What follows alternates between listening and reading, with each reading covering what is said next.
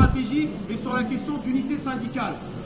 Si mourir dans l'unité syndicale, c'est mieux que de gagner avec la division, eh ben je préfère gagner dans la division. Parce que moi, j'en ai rien à foutre de mourir dans l'unité syndicale.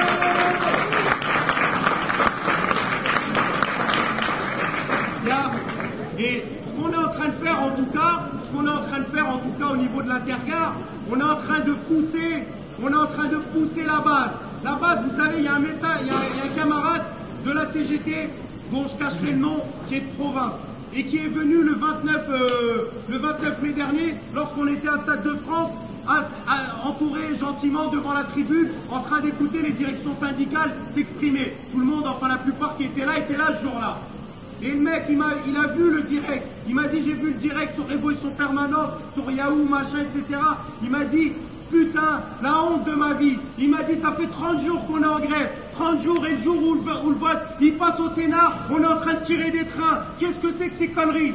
Donc oui, on est en train de parler avec la base. Et il m'a dit, je vais jeter ma carte de la CGT. Et je lui ai dit, mon ami, jette pas ta carte de la CGT. J'y reste à la CGT et milite pour que la prochaine fois, eh ben, tu sois avec nous. Parce que nous, on est écoutés, qu'il y ait des CGTistes et il n'y en ait pas d'autres, parce qu'on est en train de diviser les camarades. Donc oui, il me dit, comment ça se fait qu'on est là, on est en train de manger des merguez sagement, et quand il y a une réaction, on n'est pas là. Donc on est en train de pousser là-dessus. On est en train de réveiller en tout cas les gens. Et je vous le dis, 2018, c'est la fin de la bureaucratie syndicale, qu'ils le veuillent ou non. Parce que derrière, si on sait une défaite, c'est une défaite sans précédent. Non pas pour les cheminots, et qu'on ne se dise pas les chiffres, etc. Et moi, je rejoins ce qui s'est dit aux techniciens. Moi, je suis à l'aiguillage. Depuis le début, je suis en doublon. Depuis le début, je suis en dispo. Parce que ANAS égale gréviste. ANAS égale gréviste, égale D2I, 48 heures et 1 minute avant le début. Donc on s'en bat les couilles de la grève de ANAS. On va mettre Gérard. Parce que Gérard, il n'a jamais fait un jour de grève. Et nous, Gérard, on va l'utiliser. Et quand la grève, elle termine, eh ben, on va prendre ANAS. Parce que lui, il est dispo pendant 3 jours. Et on va le faire taper pendant les 3 jours. Et les 2 jours suivants, eh ben, ANAS, on s'en va les coups de sa D2I. On va récupérer Gérard qui s'est bien reposé. Et c'est comme ça, partout. Partout. À la conduite, c'est le full fac. Dans les technicentres, ils ramènent des mercenaires où ils font le travail après. À l'infrapôle, ils appellent ce qu'on dépose les PTDM. PTDM, c'est planche travaux, dernière minute. Les mecs qui te disent, lundi on a une planche travaux, c'est grève, et ben on se la mange mardi, plus la planche travaux du mardi. Donc on fait double taf. Donc c'est une grève qui au final est fatigante. Il n'y a personne qui a fait grève 2 jours en vérité. On est en grève depuis le 22 mars. Parce que même quand tu es au boulot, le service il est dégradé. Les agents d'accueil, quand tu discutes avec eux, ils sont dégoûtés de travailler les 3 jours. Ils disent, les gens ils t'insultent. Parce qu'il y a du S2, il y a du S3 en permanence.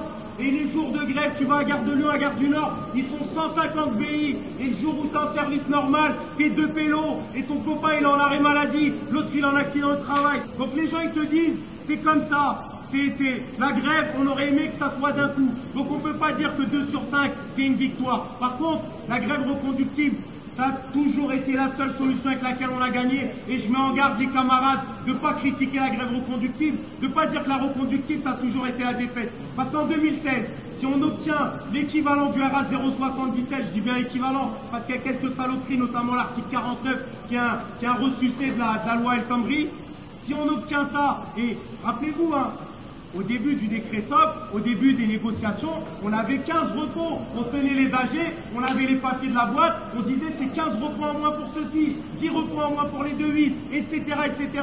Et si on les a obtenus, c'est parce qu'on est parti en reconductible.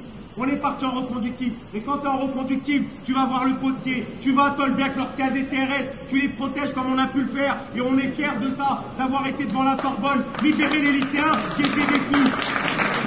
Comment on fait sur le boulot? Comment on fait? Comment on va converger? Comment ça se fait qu'on ferme les yeux sur la bureaucratie de la fonction publique qui a un calendrier 2 mois avant des cheminots et qui te pose une journée de grève et de manifestation le 22 mai? Elle sait que notre grève c'est le 23 et le 24. C'est quoi si c'est pas une méthode bureaucratique? Donc à un moment donné, on ne va pas fermer les yeux et faire semblant que c'est notre faute, que c'est la faute des cheminots. Les cheminots, ils se battent depuis le début. Ils font des sacrifices. Moi, je raconte toujours la même histoire. Mon fils, je suis à Auchan avec lui. Il veut un bonhomme de truc de Infinity War à 39 €. Je lui dis avance, avance. Avant Stras, on n'a pas d'argent. Et je suis là devant vous, et on est en train de se battre. Et on va accepter, pour l'unité syndicale, derrière de mourir, d'avoir perdu autant d'oseille. Donc il est hors de question. On va se battre et on va gagner, mais à la façon des grévistes. Et on a la gare de Lyon, et on va conclure là-dessus. Vaille que vaille, coûte que coûte, on va gagner, les camarades, vous l'assure.